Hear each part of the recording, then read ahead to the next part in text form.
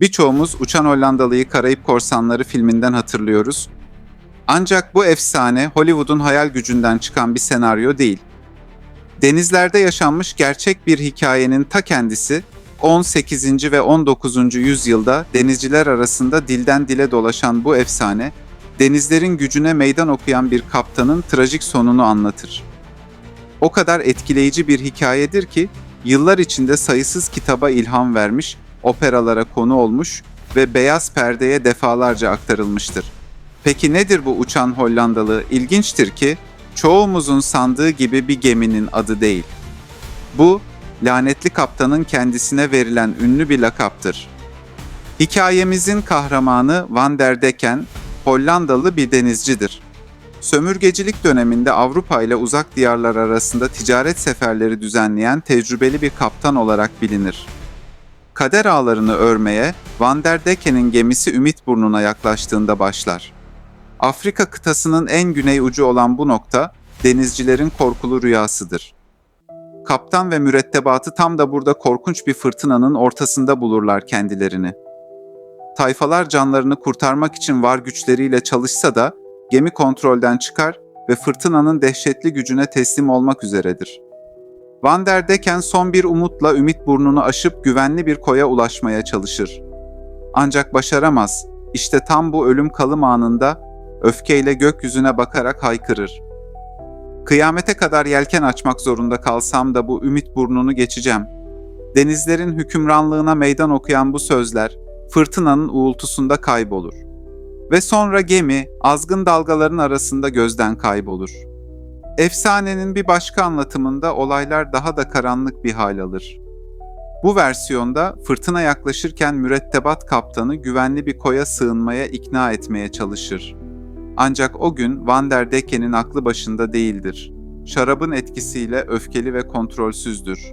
Yüksek sesle küfürler savurarak şarkılar söyler ve ne pahasına olursa olsun bugün Ümitburnu'nu geçeceğiz diye haykırır. Mürettebat, sarhoş kaptanlarını kararından döndürmek için ne kadar uğraşsa da başarılı olamaz. Her geçen dakika ölümcül fırtınaya biraz daha yaklaşmaktadırlar. Sonunda gemide isyan patlak verir. Kendi canlarını düşünen mürettebat, güvertede kaptanlarına kurşun sıkar ve cansız bedenini öfkeli dalgalara atarlar. Ancak Uçan Hollandalı efsanesinin belki de en ilginç versiyonu gerçek bir denizciyi işaret eder. 17. yüzyılda yaşamış Hollandalı kaptan Bernard Fokke. Doğu Hindistan şirketinin hizmetindeki bu deneyimli kaptan, Liberatos adlı gemisiyle Amsterdam'dan bugünkü Jakarta'ya inanılmaz bir yolculuk gerçekleştirir.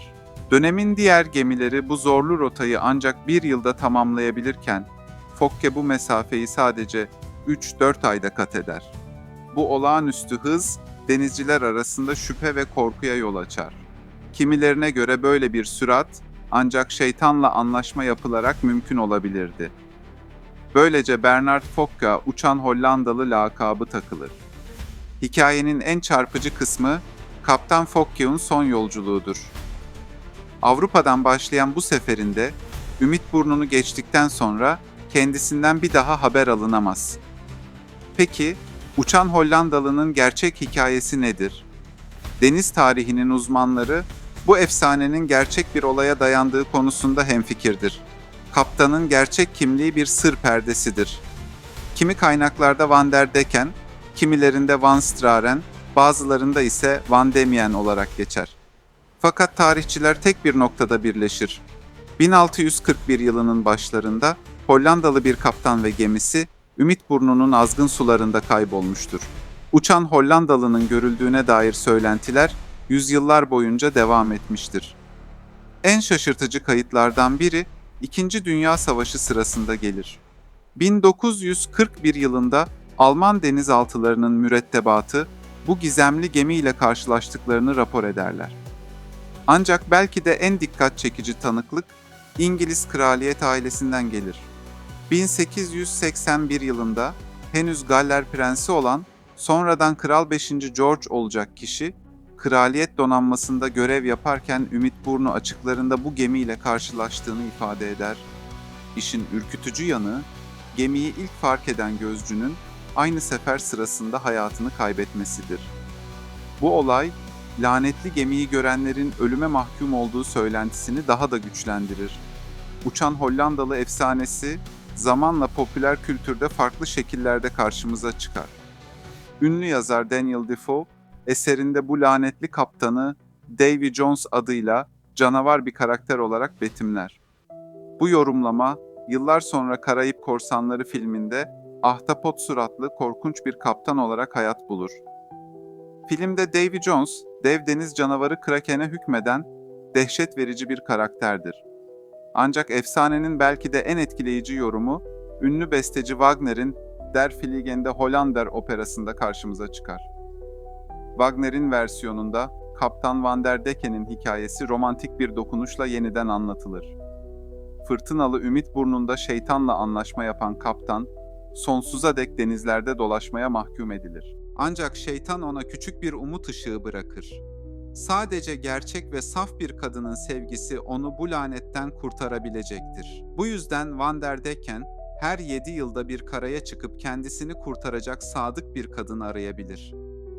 Günümüzde bile Ümit Burnu'ndan geçen denizciler, fırtınalı havalarda bu hayalet gemiyi görmeye karşı tetikte olurlar.